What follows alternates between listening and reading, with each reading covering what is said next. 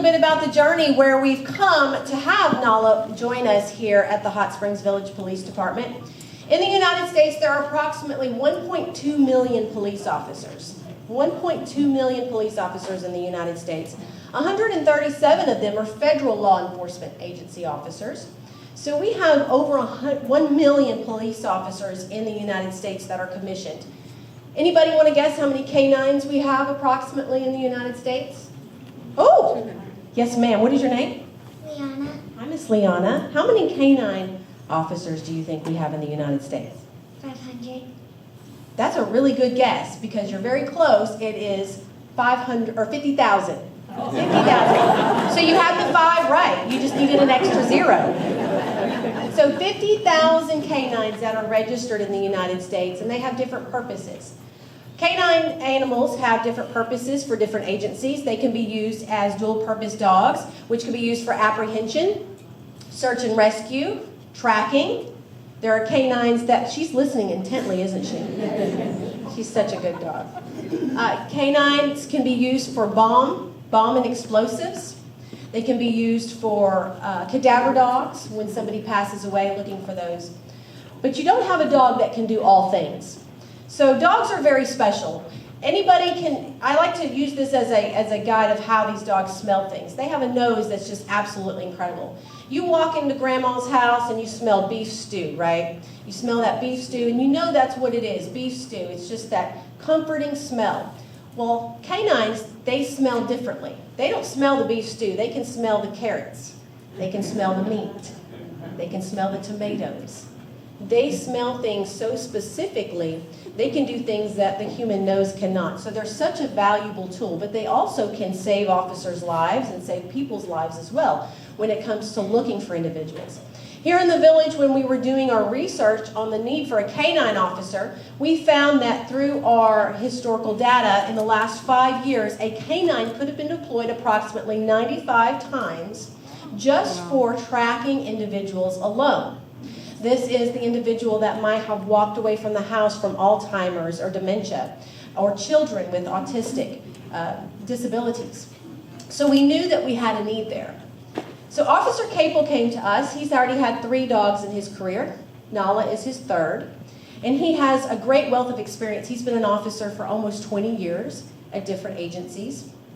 And the first thing that he came in when he wanted to come to the village, because who doesn't want to come to the village?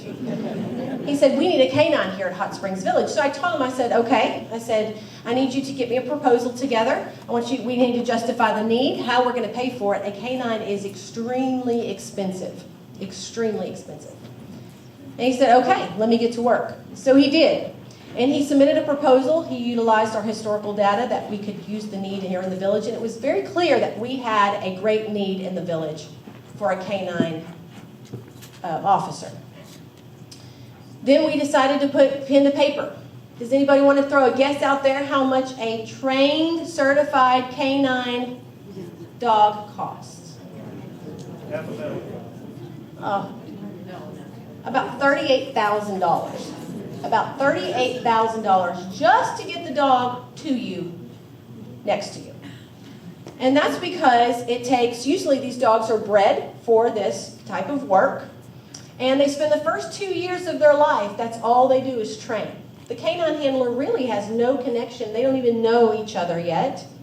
But these companies spend the first 2 years of their life, and that's all they do is train for whatever purpose they have been bred for.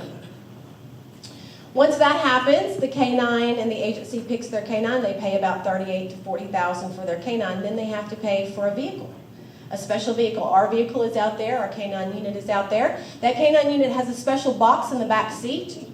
That's the way that a canine can be comfortable during transport.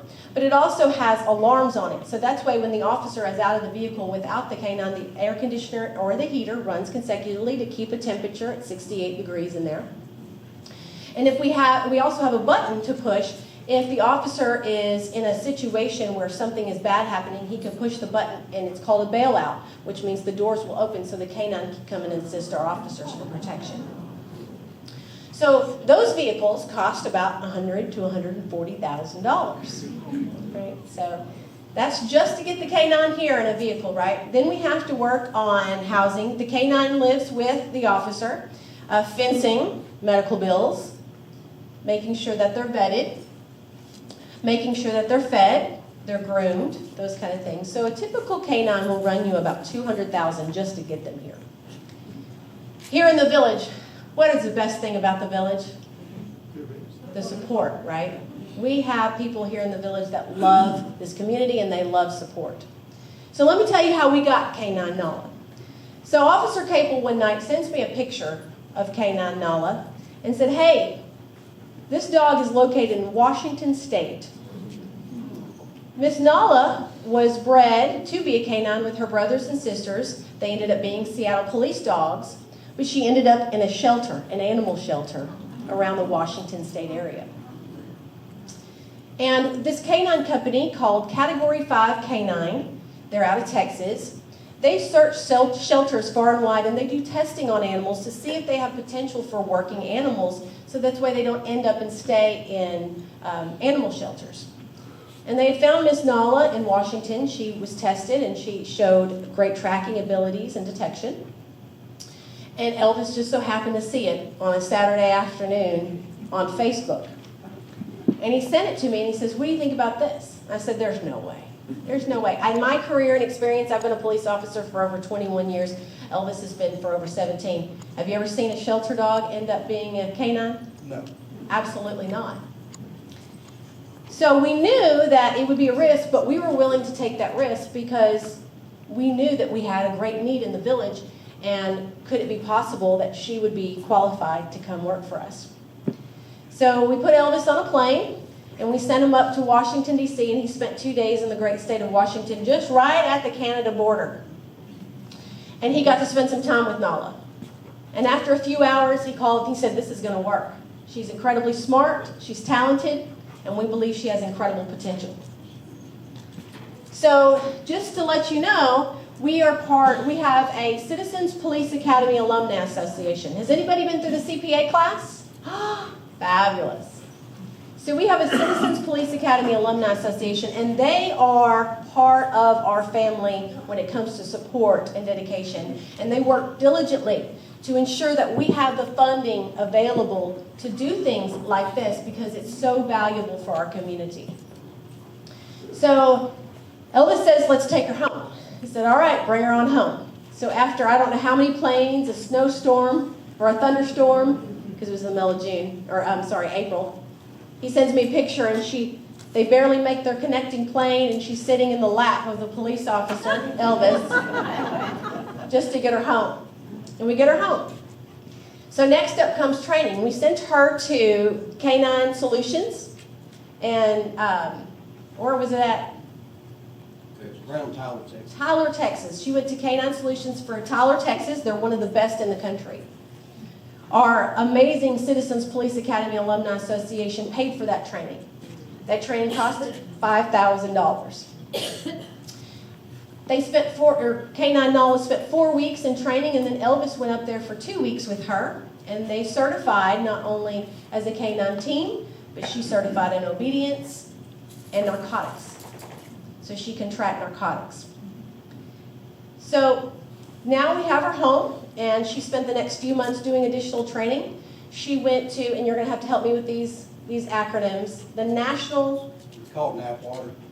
They're a federal agency that trains police canines, military dogs. They also train the Navy SEAL dogs. Can you hear them okay? No. All right, let me walk on over here. That group's called NAPWater. They're the special forces of the military. They train the military dogs, the police dogs. They do the Navy SEAL dogs, the kill dogs, parachute dogs, bomb dogs, all that kind of stuff. But it's very hard to go through their course. I think you had, how many did you have there that week? We have 40 dogs. Only 17 of us certified. Yeah. 40 dogs. And these dogs were bred to be canine officers. Bred to be canine officers. How incredible is that? She's going to show off for us a little bit. Now, just a few things about canines. I know she's beautiful and she looks so friendly, but we don't pet canines. You wouldn't walk up to Brad over there and pet him on the head, would you? Some of you might, because he is cute, isn't he? So we don't do that. We don't walk up to a canine ever. And you know, that's just a good rule to never walk up to an animal that you don't know anyway to give them a pet. But she does look like, you know, obviously she's gorgeous and beautiful, but she is treated like an officer, so we don't walk up to her and pet her.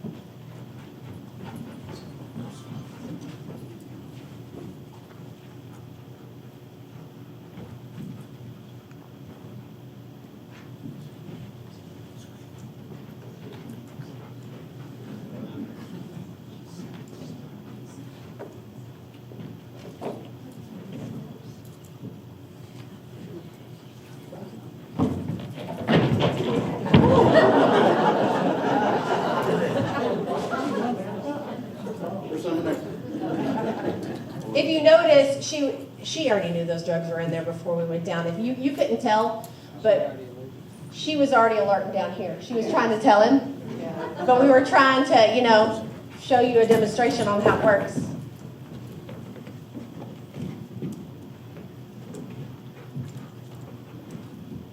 She just shoved that box with her nose. That's one of her.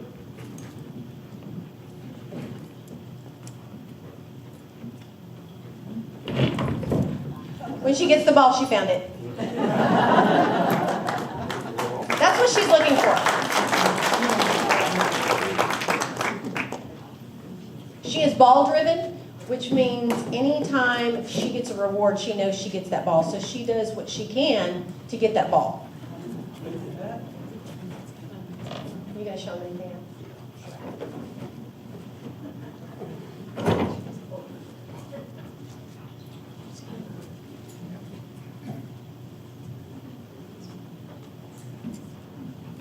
This took a long time.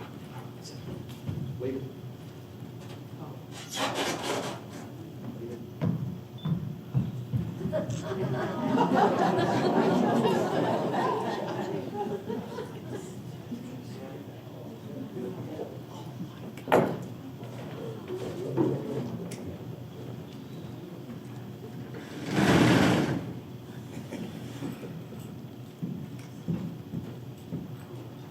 Leave it. Leave it. Leave it.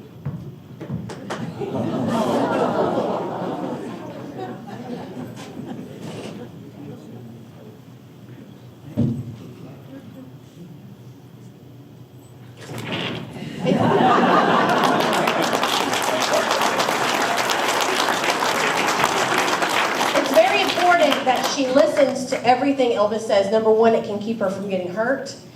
She must be able to understand what he says, and when Elvis tells her to stop, she must stop because we don't want her to get hurt in any way.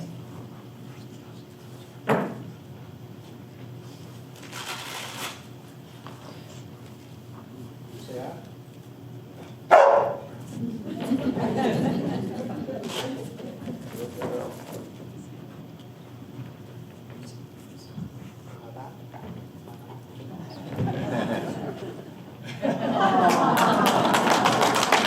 They are an incredible team.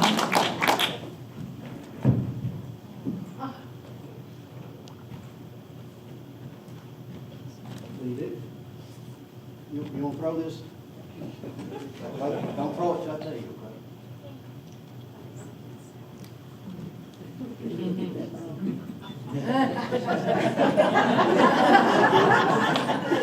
Thanks, you like it?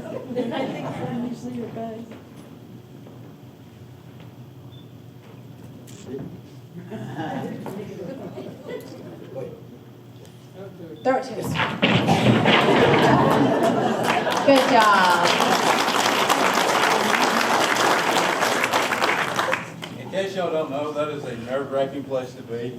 That young lady was standing. She did an excellent It's like job. staring down the barrel of a 44.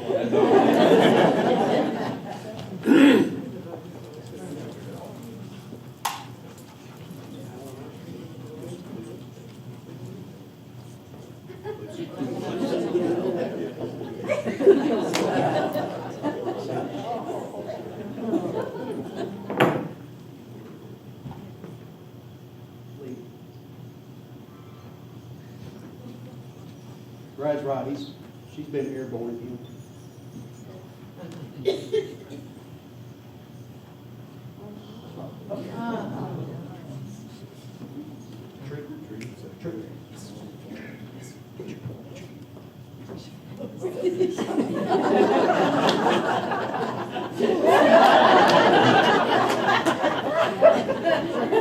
That's how ball driven, she don't care about food.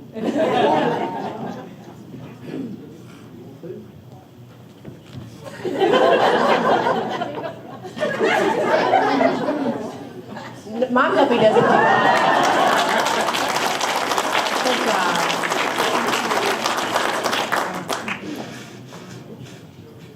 Good? Okay. All right, so we're going to go into our questions and answering part. Does anybody have any questions for our canine officer, myself, anybody? We're going to start here with Mr. Jordan. Hold on, let me bring it to you. Let me bring it to you so everybody can hear. How do you protect Nella from hazards like fentanyl or rat poison? That's a good question. How do you protect her from fentanyl and rat poisoning when you're doing vehicle searches, that kind of stuff? The fentanyl, she's able to ingest up to 10 times more than what we can inhale. So that would be, if we ever ran across that amount, that's enough to, I think it's killed about 2,000 people. So I'm hoping we don't ever run across anything that amount, but that's how she's protected on that. The rat poisoning, she'd have to actually ingest it, so for it to be fatal to her. And she's never away from you, She doesn't get too far from me at all. even on a vehicle. Oh, perfect. Fabulous. Oh, does that work? Her vest came to us from Vested Interest. It is a canine vest donation grant that we wrote. And we received that grant back a few months ago, and that is where her vest came from. We also did the grant for the medical kit, and the medical kit does have a Narcan in it. So if she does ingest any type of drugs, then it will help protect her against fatal on that. But like I said, when he's doing searches with her, he is right there with her. And she's not really interested in eating anything. She wants that ball. So all she's gonna do is basically tell him. I mean, if she's not gonna eat food, she's not gonna just randomly try to pick up some drugs. It could happen though. It could happen. All right, we had a question back here from a lady. Yes, ma'am. Hold on just a second. Let me get to you. What would happen in the unlikely situation that she couldn't hear you? Or does she speak a second language so others don't command her in any way? Yes, I mean, I could give y'all her commands, she's gonna look at you like you're crazy. On the other part, if she can't hear me, she will find me. She will quit whatever she's doing and come locate me. She only answers to him. I mean, I could tell her to sit, stay, do those things. It doesn't work. How far away do you let her get from you if she's on a SAR search? About 10 feet. So you have her on a leash? Yes, yeah. We have a longer lead. Yes, we have different sizes of leads. Yes, ma'am. What is her life expectancy on an average? Since she's not a full-time felony apprehension dog, which means she doesn't bite a lot, she'll probably last me about 10 years, which is about how long I have left. So I'm hoping As a police officer, not in life.